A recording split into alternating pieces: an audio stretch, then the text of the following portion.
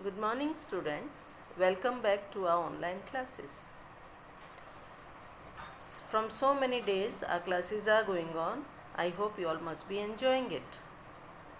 If you remember, last time we had taken in geography lesson number 1, resources.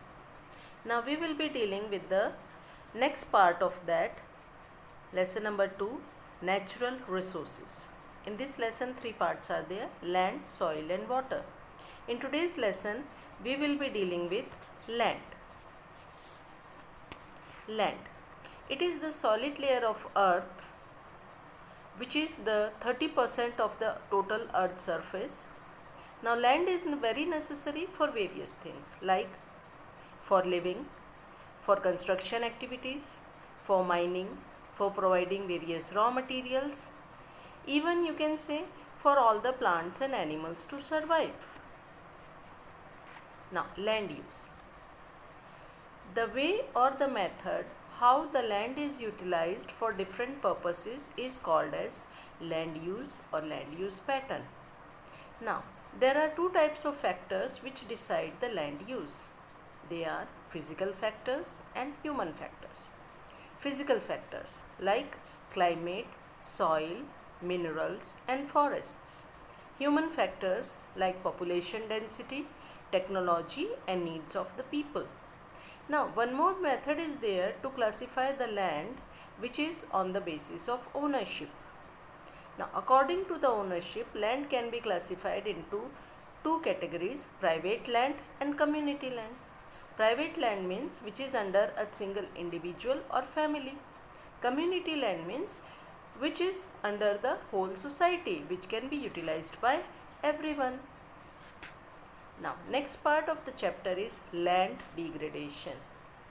It means the decrease or reduction in the quality and productivity of the land. If land loses its fertility, it is called as land degradation.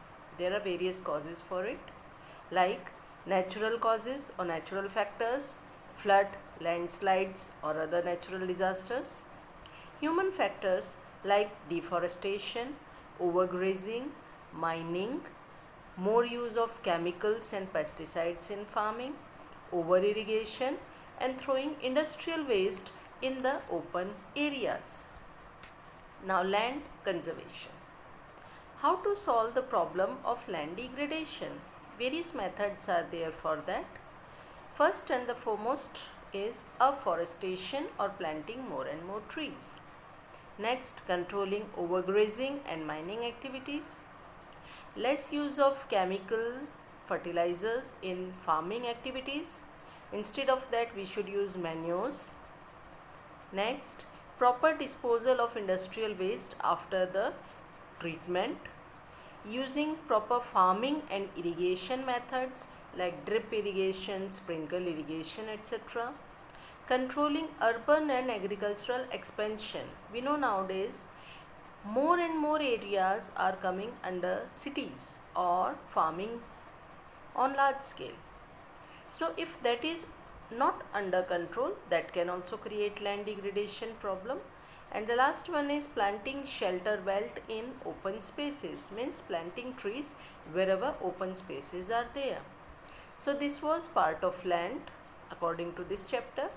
In next class, we will be seeing the other parts of the chapter or natural resources like water and soil.